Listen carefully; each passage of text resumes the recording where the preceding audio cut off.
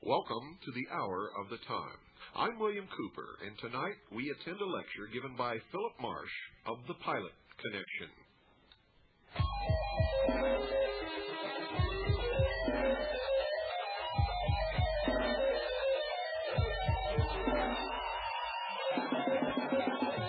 It is the 23rd century, 83. The things are much worse than they used to be. It's a hell of a time, cause the federal government with brothers and rebellion, it was in your hands. People all over in every town, stealing our fire, burning down to the ground.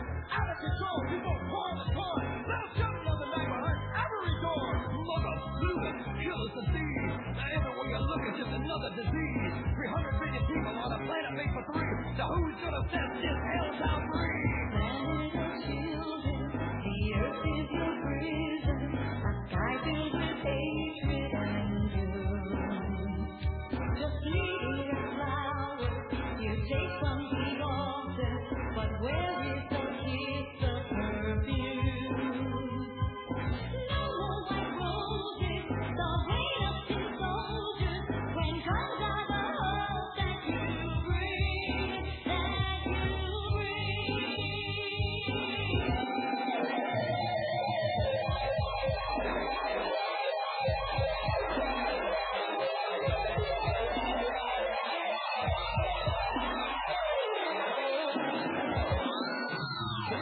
Crazy out of control, cause there's too much blood in this world of dirty gold. People in the streets got nothing more to lose, cause the federal ball money making all the rules. So nothing they can say to you, the only dirty gun. But the blue dot got you if you got you on the run. Cause they want to beat you down and tear you up inside. So there's nothing more left of you, not even your pride. But he can't beat you down, now the power is you. The children of God, the light and the truth. For we are the power and the power is love. We're giving little sense to the heartbeat of the dove. into the fire, they cast out the fire, through clouds of smoke and blue. Just lift up your heel, where they cannot reach you, your heart is protected in truth. Believe in your own self, for the thoughts you are thinking, the light is the hope that you bring, that you bring.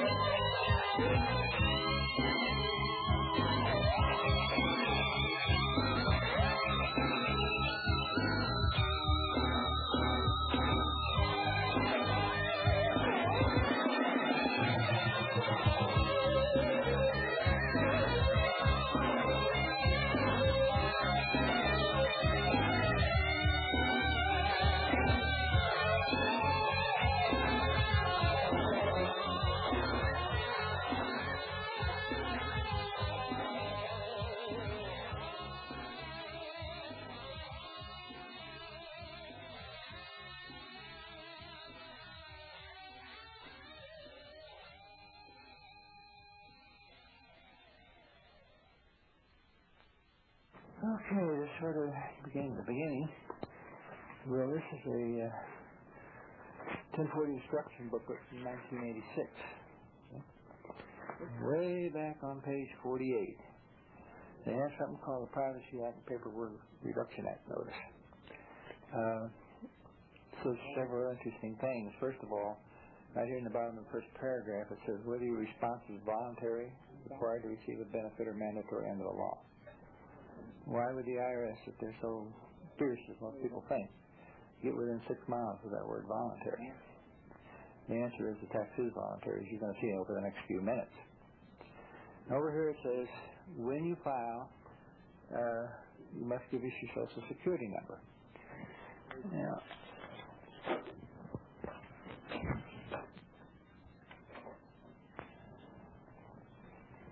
let's find out why they want your Social Security number.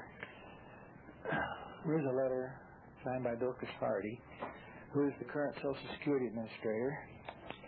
And she says in the last paragraph there, to paraphrase a little bit, hey, fellas, we don't have any authority to require an employer to request a Social Security number as a condition of employment. This is between you and the employer.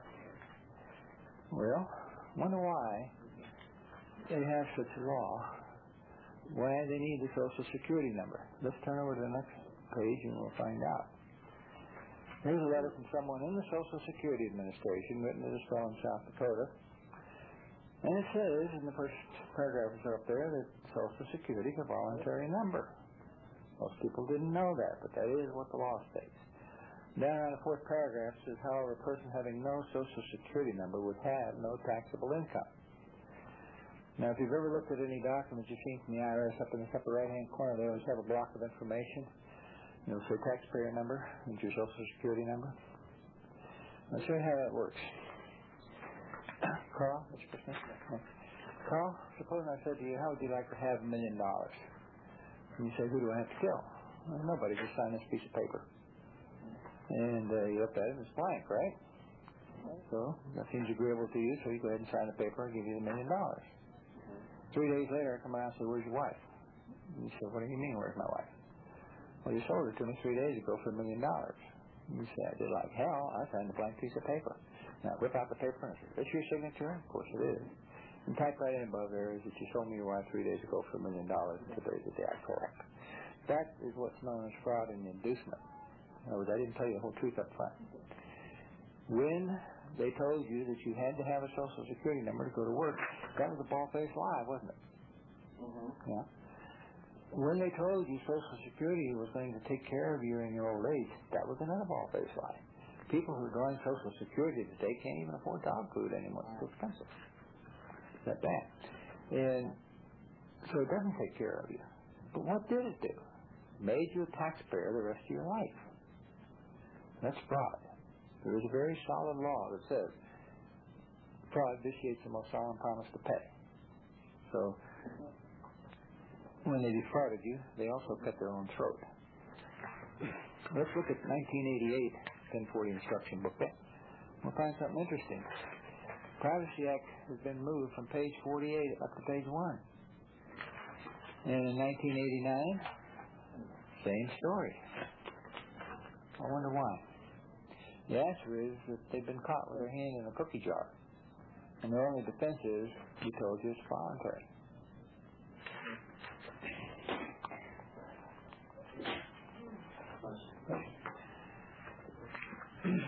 This is an official IRS publication. As beat up as it is, we do have nice new copies of it. But I use this one because it proves a point. That is, I've been doing this for 8 years. Mm-hmm. And it looks at at least 8 years old. Yeah. It's called Illegal Tax Protester Training. This is an instruction booklet for IRS agents, okay? And what's your first name? Ronnie. Ronnie? Mm-hmm. Ronnie, you want to tell us what it says right there? Department of the Treasury, IRS. Do you see United States there? The word United States? No.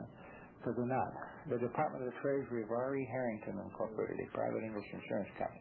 We're going to be showing you their incorporation papers before the day's out. And if they told you that up here, obviously you wouldn't kowtow to them, right? Carl, let's see what their official position is here. Start with the word these and tell us what that one sentence says.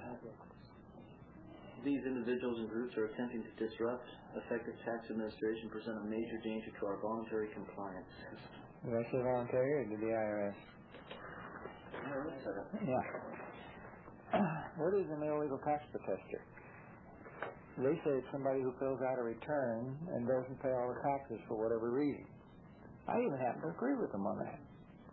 If I sign you up to play football for 49ers and you come out in your Oakland A's uniform with all the baseball rules in your head, we're going to have a problem, right? Yeah. All right, if you and I sit down and play Monopoly, and you want to insist on playing by general rules, we're going to have a problem. So, yeah, if you're going to file tax returns, play by the rules. The people in here did not play by the rules. They used excuses like bow poverty through church, didn't want to pay for abortions, didn't want to pay for military, all this kind of stuff. And they just didn't pay all their taxes. That's not fair. That's not playing the game by the rules. And I don't blame the IRS for being unhappy about that. Okay? Or anybody else for that matter. Whatever you do, you play by the rules, right? Now, Ronnie, I have some real bad news for you. Did you know that there's a law against wearing washed blue jeans in San Jose on a Wednesday morning? You didn't know that? Supposing I showed it to you in a legal law book, however, and it was written there, would I have to threaten, force, or coerce you, or would you simply know you broke the law? I probably know I broke it. Right. No. My point, that's a silly point, but the point is to emphasize this next thing we're coming to. This is instructions to the IRS agents, and it's about stop filers and non-filers. This is the place to tell them what law a person is breaking by stopping filing or not filing. Now, you want to read those 3 paragraphs for us and tell us what law we're breaking here? These schemes involve individuals who have never filed an income tax return and simply stop filing. These protesters are the most difficult to identify since they do not draw attention to themselves by sending in protest letters and not acceptable returns. In some areas of the country, stop filers and non-filers are becoming more common. Many known illegal tax protesters just have stopped filing any kind of return. Unless the individual is known to the service employee, it is extremely difficult to determine if the taxpayer is an illegal tax protester. I know that your name's Ronnie. I know you got blonde hair, a purple sweater, blue jeans, and athletic shoes on, okay? Is there any law against any of that? No. Not that I'm aware of. So it was known to someone in the service. For what? What law are they breaking? If you're breaking a law, that's a whole different ballgame. Carl, it says here questioning your authority. You want to read just that first line for us? Question your authority. Identify yourself by showing your credentials. State the appropriate authority. IRC. Okay, IRC 6331 to levy and seize. That's and right. IRC 7602 to examine books and work. Yeah. So they're telling them that IRC 6331 is their power to levy, right? IRC is Internal Revenue Code. So let's get into section 6331 and see what it says.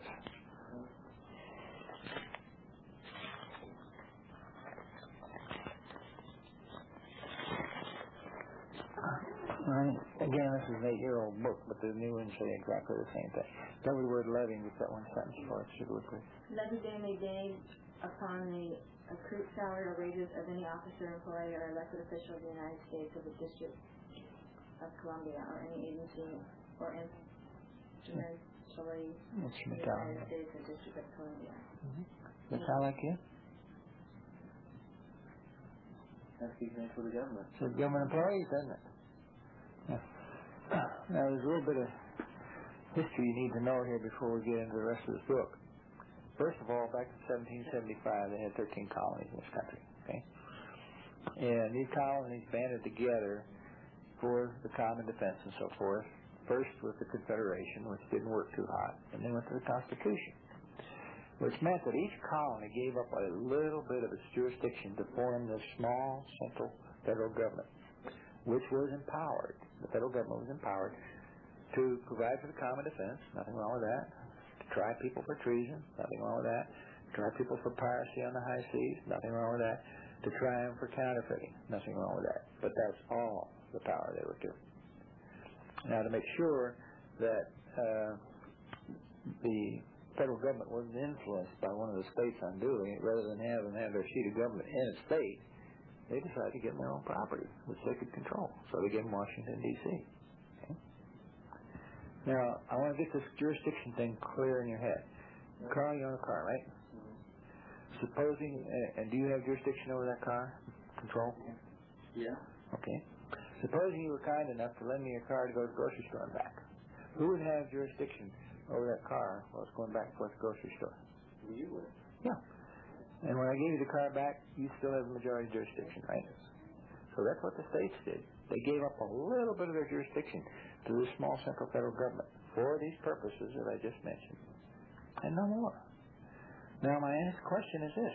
Where in the heck does the small central federal government get off coming in here and telling the citizens of the state of California they owe them any taxes? It's ridiculous on its face, let alone highly illegal. Okay?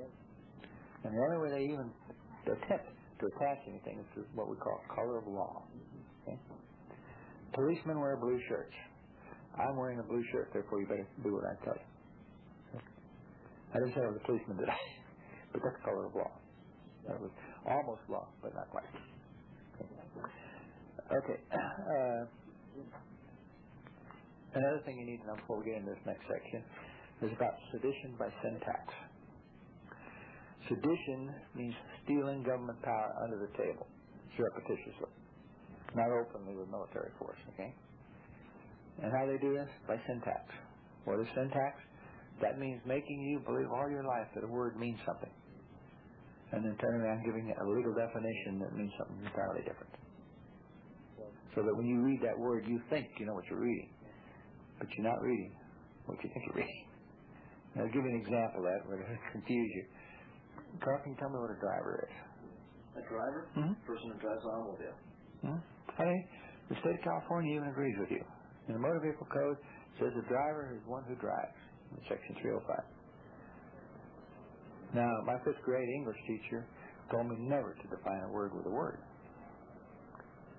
So I was curious to know what the heck is a driver.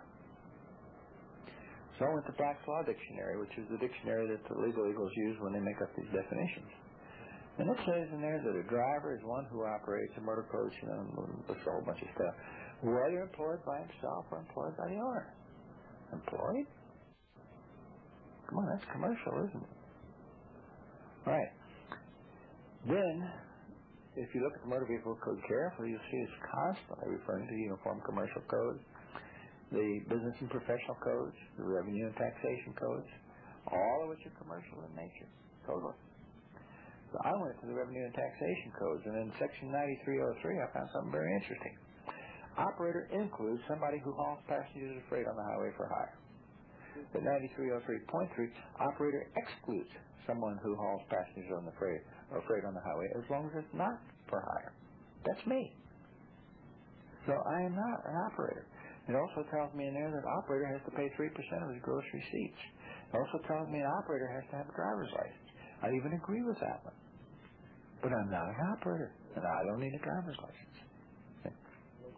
That's the big argument I got with the state right now. All those court cases are all over that issue. Mm-hmm. And I'm winning it, believe it or not. So anyway, that's sedition by syntax. See how it operates. In 1938, when Congress was allegedly putting this piece of garbage together, and I use the word allegedly for this reason, I wrote a book. I know everything that's in the book because I had to edit it several times. I've lectured on it and worked with it constantly. So I know everything that's in that book. Okay? Call up your congressman today, your senators or representatives, and ask them what is contained in the Tax Reform Act of 1986, which they allegedly wrote. And you know what they'll tell you? We'll be happy to send you a copy. But that's all you'll get out of them, because they don't know what's in it. They don't understand it. And the reason is they didn't write it. The IRS's attorneys wrote it. Congress just rubber stamped it. Highly illegal, to put it mildly. Okay? In 1938, when they allegedly wrote this piece of garbage, the entire debate was about taxing government employees. And I have a copy of those debates there in my file. But it's not necessary to dig into all that to find out, because they were kind enough to tell us right here what an employee is. You want to tell us the 3401C? Employee. For purpose of this chapter, the term employee includes an officer, employer, or elected official of the United States, a state or political subdivision thereof, or the District of Columbia, or any agency or instrumentality of any one or more of the foregoing. The term employee also includes an officer of a corporation. Okay.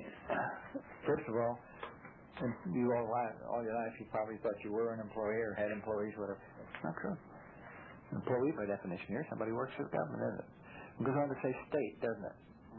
So if somebody works for California, would think, whoops, they got me. No. Again, sedition by syntax. Section 3121E in here says state includes Puerto Rico, Guam, the Marianas, and Washington, D.C., and or government enclaves. Now, government enclave is, for an example, the federal building in San Francisco or Moffett Field or Presidio, Alameda Naval Air Station, this kind of thing, which they've got all across the country. If you own property, and you can own more property in more than one place, right? You could have a house at the seashore and a house in the mountains, whatever. So you would have jurisdiction over those, and naturally the federal government has jurisdiction over what they own, period. But they're trying to make bluffy with the word state, and another place they even use it is officer of a corporation, right? So you think, well, gee, I'm president of my little corporation, so that means me. No. What are these? These are federal regulations, aren't they? They apply to federally chartered corporations, of which there's only one that we're aware of, and that's the Federal Reserve Bank. So if you're an officer of the Federal Reserve Bank, it means you, otherwise forget it. Incorporated by state. Every other corporation in the country is in a state, right? Okay. Also, if you would call up the IRS right now and say, where is it written that I have to file tax return? They're going to quote you Section 6012. Just read from general rule there, those first two lines. Every individual having a taxable No. General rule. Returns. Okay. Returns with respect to income taxes under Subtitle A shall be made by the following. Okay. Does it say income tax returns? It says returns with respect to income taxes, isn't it? Why the strange wording? Suppose you're a high-powered government employee, and I'm the government, and I'm paying you a big fat salary, and I want to return with respect to income taxes. Now the wording makes a little sense, doesn't it? Because that's what applies to nobody else. You go on to say, I didn't understand that. It doesn't say income tax returns. It talks about returns with respect to income taxes. Okay. So if you're the government employee, and I'm the government, and I'm giving you a big fat salary, and I want to return with respect to income taxes, this wording makes a little bit of sense. Okay. It's not too clear, but it does make more sense. And if we're talking about income tax returns, then you could say, well, that's what I file, and so forth, right? But that's not what we're talking about. Everything the IRS has and does, as you will see, is almost, color of law, almost on, but not quite. It doesn't really apply to you anywhere else. But they're using it to tell you that it does. That's just a bald-faced lie. It's a fraud. Okay? And it goes on to say under Subtitle A. Well, if you look up Subtitle A, which is in the other book of the code, it talks about income taxes. And the minute you see the title, hey, but there's something about the IRS code. Every time that you pick up the book at any particular paragraph, it will refer you to somewhere else in the book. And by the time you're finished, you will have read the whole book and be thoroughly and completely confused. Okay? But Subtitle A, as you're reading down, it all of a sudden dumps you into Subtitle E. Subtitle E covers people who deal in alcohol, firearm, and tobacco taxes. Those are the people that are required to file, because they're volunteering into a regulated enterprise. And so naturally, they're required to file tax return. And it goes on to say, shall be made by the following. Now, a lot of people think shall means you got to do it. United States Supreme Court and every other appellate court in this land has ruled in over 61 case sites that I'm aware of that the word shall, when used in any law or statute outside the Constitution, which of course this thing is, means may and is voluntary. Okay? So again, it's sedition by syntax. Right? Otherwise it'd be must. There is one person who is required to file. Carl, you want to tell us who it is? This guy that's underlined there? A non-resident alien individual. Right. And I even agree with the IRS on that one. Non-resident aliens come in here. This means that they're not planning on moving here. They still have a home in France or Germany or wherever they came from. And the least they're going to do is use up some of our food, and might use up some other natural resources, and they may even make a few bucks and they leave. So tax them. I have no argument with that. But at this point, we need to understand the difference between taxes and tribute. Have either one of you read the United States Constitution since grammar school, or even at that time? No. See, only one person in 1,000 has, and that's what the problem is in this country today. And the reason it's a problem is this: the first three words of the Constitution are "we the people." The last three words in the 10th Amendment, which is the last legal amendment in the Constitution, are "to the people." Whose document is it? We the people's document. And we the people don't even know what it says. How are we going to enforce it without even reading it? Doesn't make any sense, does it? But you remember, this is all planned deliberately to get you to not read the Constitution. They talk about it, you hear about it in the press and all this kind of stuff. But to you, it's just a vague name, and you think it's okay, and you want to go on about your business or raising your kids and making a living or whatever it is you're doing, not paying much attention. Well, when you do that kind of stuff, friends, the fox steals the chicken out of the hen house because you put him out there to guard. And that's what the problem is. So we will, before we're through here, show you the Constitution and get you to read the thing. One of the things they also tell you is that you must obey the law, right?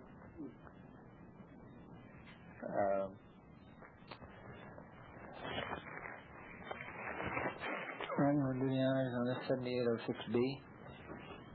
Arrangement and Constitution. No interference, implication, or presumption of legislative construction shall be drawn or made by reason of the location or grouping of any particular section or provision or portion of this title. Nor shall any table of contents, table of gross references, or similar outline, analysis, or descriptive matter relating to the contents of this title be given any legal effect. That's fine. Did you clearly understand what you just read out? No idea. Yeah, good. Because if you said you understood it, I couldn't do business with you. You have to be insane. There is a law that says when a law is vague, it's null and void for vagueness. But they're trying to hide something here. Did you see the words descriptive matter? Did you read? And going on saying it had no legal effect? The descriptive matter, according to the Black's Law Dictionary, is the entire book.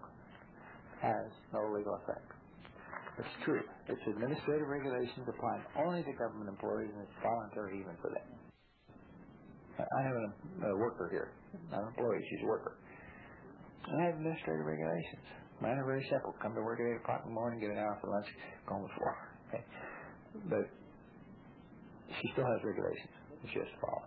Okay? It's true with any company. Got to have some kind of rule. Otherwise, it's nothing but chaos. You're listening to an introductory tax seminar given by Phillip Marsh of the Pilot Connection on the Hour of the Time. I'm William Cooper. Make sure you get a pen or a pencil and a piece of paper and be ready to write down the information that you'll need to be able to attend one of these seminars or obtain information about the Pilot Connection. Right now, we're going to take a short break, folks. Don't go away. We'll be right back. Welcome back, folks. I want you to write this down. The Pilot Connection. That is the Pilot Connection. 6333 Pacific Avenue, Suite 334, Stockton, California, 95207. That's the Pilot Connection. 6333 Pacific Avenue, Suite 334, Stockton, California, 95207. Now you can also phone them, and here's the number. Area code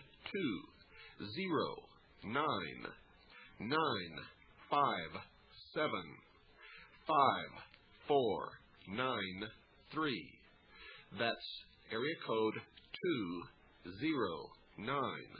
20995754993. Now, this information will be repeated later in the program. Remember, whether you write or phone, make sure that you tell them that you heard about them on the hour of the time and that William Cooper sent you to talk to them.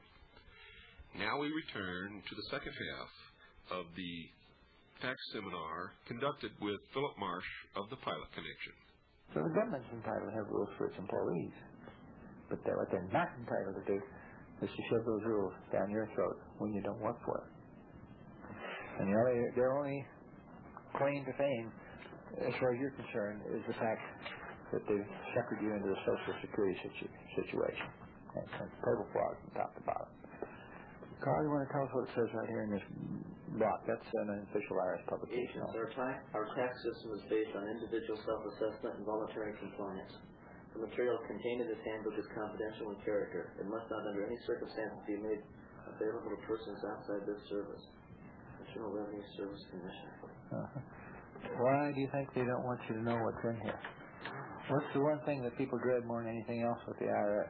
The audit, am I right? Would you tell us what their official position is? Just the first sentence there. An individual taxpayer may refuse to exhibit his or her books or records for examination. That's right. What did you just tell me? Can refuse to exhibit them, right? Right. If you can refuse, what is the tax? Voluntary, isn't it? Right.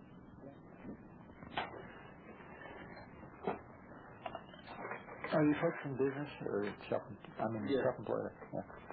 Then you need to know about this also. This is the IRS's strategic plan. Mm-hmm. This is a 5-year plan. Have you ever heard that term before? Yeah, communism. Yeah, right. So isn't it nice to know that we're socialistic enough in this country now that we're entitled to a 5-year plan, see? This one started in May of 1984, so it was supposed to have been finished in May of last year. Mm-hmm. However, the IRS is a bunch of klutses and they haven't quite made the grade yet, but they're working on it. Probably at year 1. Now, you want to tell us what the first sentence says right here? Tax compliance among self-employed persons is low in relation to other groups of taxpayers. Okay. Carl, what's it say right here? First sentence. The largest part of the tax gap from legal activities is represented by taxes due on unreported income of non-farm businesses. Are you a non-farm business? Why don't you care about farm businesses? The answer is real simple. They know every blade of grass that a farmer raises and every one he cuts because they watch them all the time.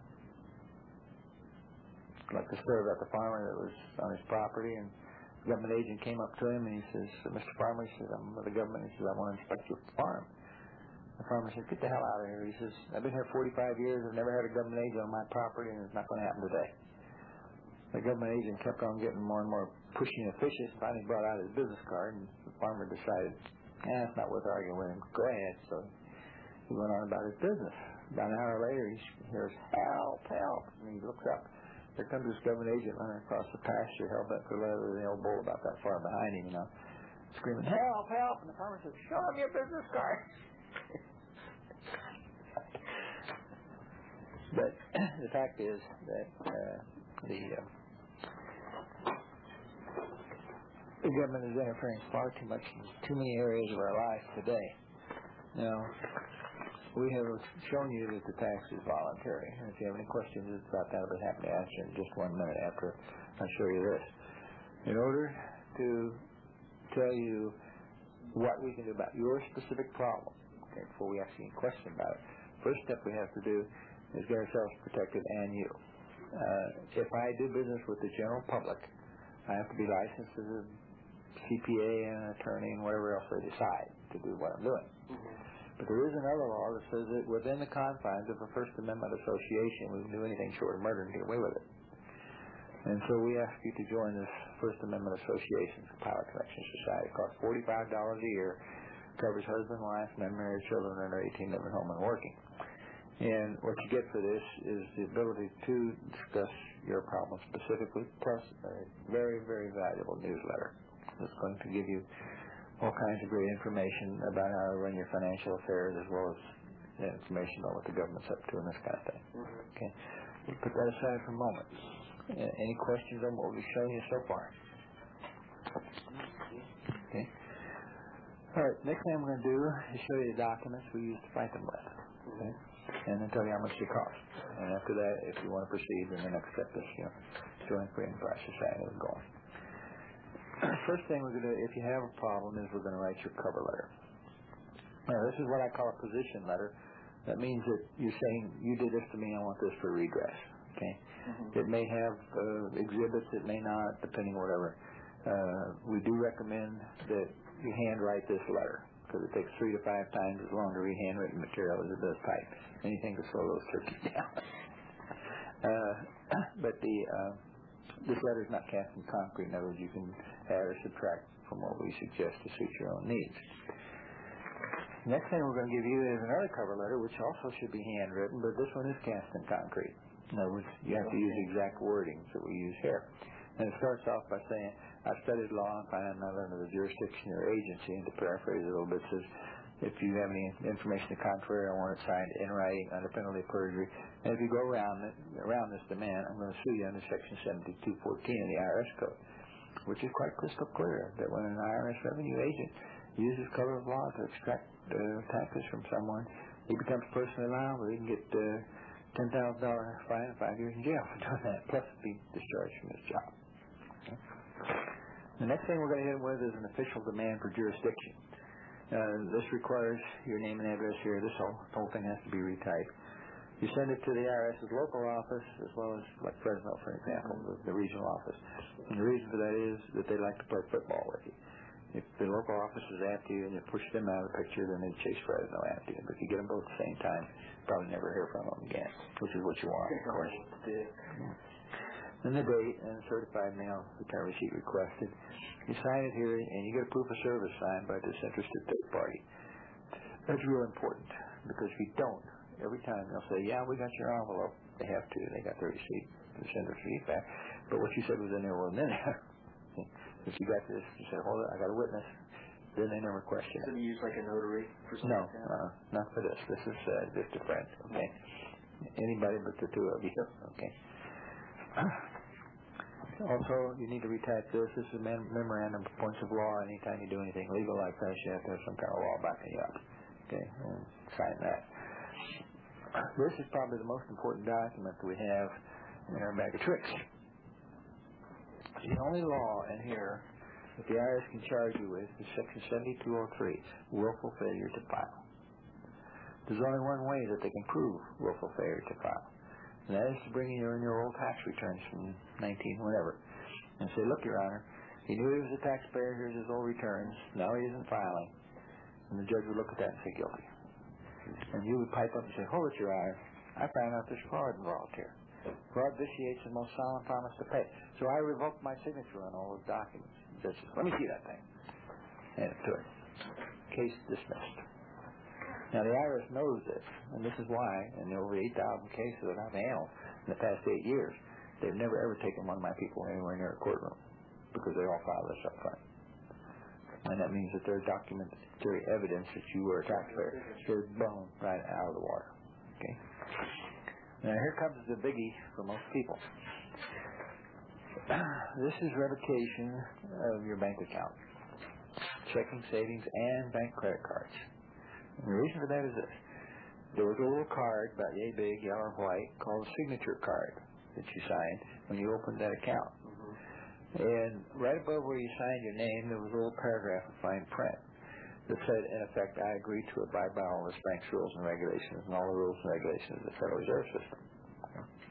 One guy said, they said, well, I couldn't find the Federal Reserve System on anything. I went to the bank and looked at it. And I said, yeah, but it did say the bank's regulations. He said, oh, yes. Yeah, well, the bank's regulations, not the Federal Reserve regulations. So if they want to play games with you and hide it, but you're still signing a contract, unbeknownst to you. They're telling you that it's just your signature card so they can check your signature on your checks that come in so nobody can forge them. That's a lie. It's an adhesion contract. And what it does is this. The first step is, if you ask them to see those regulations, you know what they show you? The door. Because they know if you read the regulations, you wouldn't do business with them. One of the regulations is that the instant that you put that money on a teller's cage, that it belongs to the bank and not you. What did you just do? You're doing business with the Federal Reserve Bank, aren't you? Who's the IRS? Collection arm for the Federal Reserve Bank. You just gave them written permission to clean out your checking account anytime you want to. But they didn't tell you that. And you didn't know it. And maybe you had your checking account cleaned out. Okay? All right. The other thing is that you put yourself under Admiralty Maritime law, which is the worst place you can be. There are two basic kinds of law.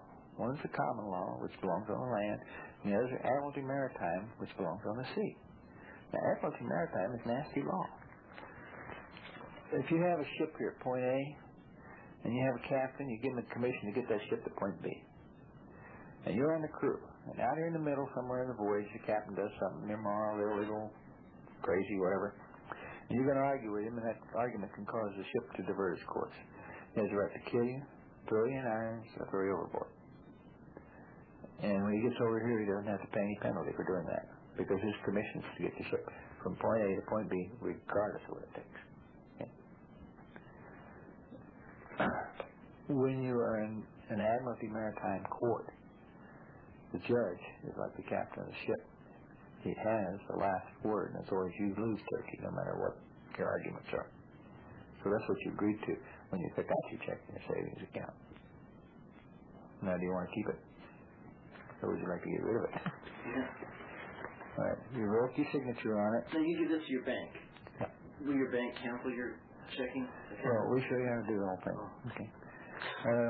And there are 4 alternative methods of banking. As a matter of fact, we have 5 now, actually. We just got a new one. So there are 5 ways of doing banking without having that signature card floating out there destroying you. Okay. And obviously you have to do that. It's one of the major things. We just had a chiropractor from a.k.a. that was convicted last month of willful failure to file. I had nothing to do with his case. I tried to help him, but he's using somebody else to help him. But at any rate, he did tell me that all during his trial, the U.S. Attorney kept bringing up over and over and over. But, Your Honor, he has a checking account. So that was their main argument. Gotta go. Next document is real interesting. This is provided for in the Freedom of Information Act, which is a very valuable act to us. That's how we got a couple of these books that we showed you. And this is a Privacy Act request underneath the Freedom of Information Act, like a sub-chapter. And in this first paragraph, you're going to ask for your IMF or individual master file for the year or years that they're after you for. IMF comes back, and you can read your name and address on it, and all the rest of it's in computer code. But we have the books to interpret those codes. Okay? And what happens is that we've never seen an IMF that doesn't have 2 interesting things on it. One is an MF06, which means no tax return was due for that year, and an MF10, which means no tax was due for that year. How are they going to look if they try to take you to court and you've got this document? At least the judge is going to have some questions about why are they in here telling you owe them $10,000 or whatever it is when the IMF shows you don't owe them anything. Now, why doesn't the IMF show that you owe anything? The answer is real simple, folks. The IRS doesn't collect taxes. They collect tribute. Do you know the difference? Okay. The reason you don't know the difference is because of the question that I asked you earlier, whether you'd read the Constitution or not. If you'd read the Constitution, you know what taxes are. They're duties, imposts, and excises. The duty is tax on foreign goods coming into this country. Lord knows we all got enough of that stuff in our homes these days and can't afford it. An impost, they say, is a tax on a corporation. It's a tax, an indirect tax on the people who do business with the corporation. Corporation starts out with zero money. They raise money by selling goods or services to the public. So what are they going to do if there's a tax? They're going to pass it on to their customers, right? That's where that comes down. The third one is excise taxes. That's the biggie. And again, most people aren't aware of them. We're all wearing shoes. There's 618 excise taxes on a pair of shoes. You ever go to the store and buy a loaf of bread, right? Mm-hmm. There was 108 excise taxes on a loaf of bread. Did you ever put gas in your car? Almost daily. Yeah. 83% of the cost of a gallon of gasoline goes to state and federal excise taxes. milk, cigarettes, booze. The list goes on and on. Okay? The government raises twice as much money as it needs to run the government legitimately if they just stop paying $2,000 for a hammer and pay $7.95 like the rest of us. Through those methods. So that is the question, where's the IRS come in? Well, here's where the IRS comes in. They steal your money in the form of tribute because you're getting nothing for your money for tribute. Okay? If I came to you and said, Carl, give me $1,000 now. And you say, why? And I say, because my name's Phillip Marsh. And you say, well, what are you going to do for me for my $1,000, Phillip Marsh? And I say, absolutely nothing. I want the $1,000. Pay now. I might as well have a gun on you or steal your wallet, right? Same difference. That's exactly what the IRS is doing to you. The treasurer of any organization is the one who receives the money and pays the bills, right? That's what the treasurer's job is. Who pays the United States bills? Look at any government check. It says United States Treasury Department on it, right? Not Treasury Department, United States Treasury Department. Look at the back of any check you've ever given the IRS. Deposit to the Federal Reserve Bank. Now, who's the Federal Reserve Bank? They are a private corporation owned by one American family and 11 foreign families. Okay? Who in their entire history, since 1913, have never, ever given the United States Treasury one dime. So where's the money going? The answer is it goes to Russia, China, and other communist activities designed to destroy this country. Now, when most people hear that, they say, wait a minute, this guy's off the wall and out to lunch. Couldn't possibly be right. Can't possibly know what he's talking about. So let's look at a few facts. First of all, at one time on this planet, there was nothing but masters and slaves. And one day a slave broke free and decided he didn't have to be a slave anymore, and he became middle class. Middle class, by definition, is somebody with money and education. They're free to travel about, and they make lousy slaves. You know, you got a slave, you want to know where they are all the time. Okay? That's step one. Step two is this, or maybe I should expand that there is still the master mentality on this planet. It would be so lovely if we could get rid of it. But there are 12 families known as the Order, and they run the world. And you've never heard of them, because they run it from behind closed doors. They just pull the strings. And people like the Rockefellers and the Rothschilds who are up front for them dance the tune. Okay? But the Russells and the Millers and the Bushes, and these are the families that rule the world. Yes, George Bush is one of them. Okay. You know who the head of the drug war is in this country, according to the press? George Bush, right? Oh, yeah. You hear that all the time. Yeah. You know who the chief drug pusher is in this country? Same guy. Same guy. Yeah. That's why we'll never win the drug war. Drug war is being used to take our rights away from us. In fact, I'm working on a case right now we just heard about yesterday where the police broke into this woman's house only in half uniforms. They weren't fully dressed in their full uniforms with guns drawn and everything, put a gun in the face of a 10-year-old, frightened him out of his wits and everything else, looking for drugs. Turned out later they had the wrong address. And when the woman tried to get an attorney to defend her on it, the attorney said, it'll cost you more for the case than you'll ever get out of it. Which is how much? They're covering up for each other. But where did that come from? It came from the fact that recently the Supreme Court said, in the case of suspected drug dealers, police don't have to have a warrant to break in and search. Well, ladies and gentlemen, that was our special guest tonight via tape, Phil Marsh from the Pilot Connection. I'm doing it because you need to know the truth. You need to know what's destroying this country, why we've had rampant inflation, why our money has been debased, why $1 is not $1 and a quarter is nothing more than a bus token, why these so-called government agencies are not government agencies at all, but are private corporations destroying this country, owned and operated by the Illuminati. The Federal Reserve is one of those private corporations, and the majority of the stockholders are not even United States citizens. It is the biggest heist in the history of the world, as you heard on an earlier episode of The Hour of the Time from my own research. Here you heard it from the point of view of the income tax, from Phil Marsh of the Pilot Connection. The IRS is the collection agency for the Federal Reserve. After they rip us off by loaning us money in the form of credit that didn't even exist in the first place and charge us exorbitant interest, someone has to collect that. And the process creates inflation consistently over the years. The only way that they can consistently fool the people into accepting it is to blame the inflation on something else, such as the price of oil, and collect the taxes to take out of the country so that the American people will never catch on to the rampant inflation. The money goes to fund the communist nations and other organizations which has as its goal the destruction of not only the United States, but the sovereignty of all nations and the creation of a one-world totalitarian socialist government. Wake up, America, you've been had.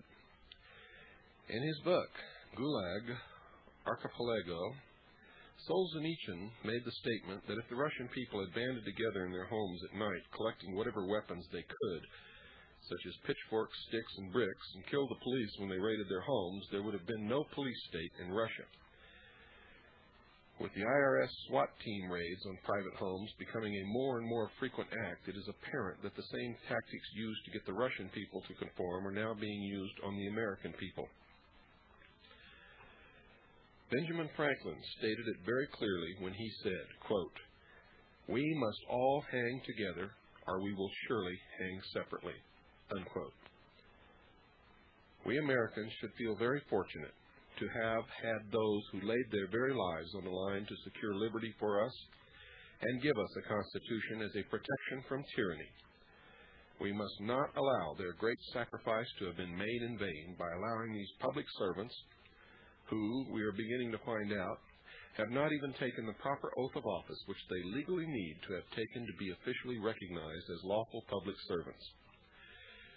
If enough Americans will wake up to what is going on and order their public servants, members of Congress, remember, up for and by the people, to obey the written laws of this land and perform the duties which they swore to uphold and are being paid to uphold, and that such failure on their part is more than ample cause for the termination of their job. Wake up, Americans. Know your rights while there is still time to stop this travesty upon the laws of this great nation. If you would like more information on what you heard tonight, write to The Pilot Connection, 6333 Pacific Avenue, Suite 334, Stockton, California, 95207. That's The Pilot Connection, 6333 Pacific Avenue, Suite 334, Stockton, California, 95207. Or call area code 209-957-5493. That's 209-957-5493. Make sure you tell them that you heard about the Pilot Connection on the hour of the time. Also tell them that William Cooper sent you. Now, for those of you who are out there who are still stupid,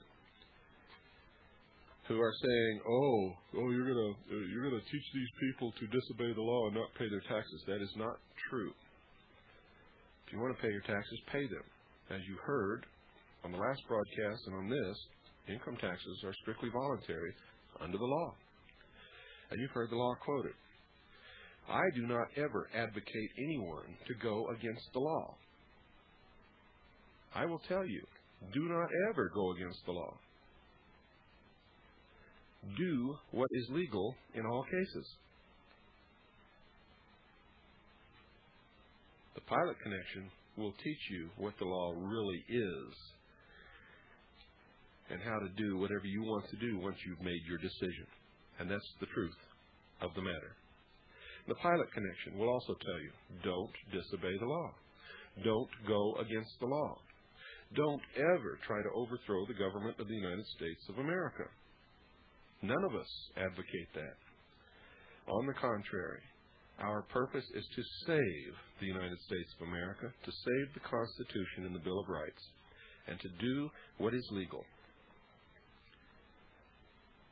Remember, many people are caught in traps of their own making because they are stupid, they do not do the necessary research to find out what the law really is, and they are afraid to stand up for what they know is right and to claim their rights given to them by the Constitution and by their Creator. I hope you've learned something in the last broadcast and in this broadcast tonight. As always, good night, and God bless you all.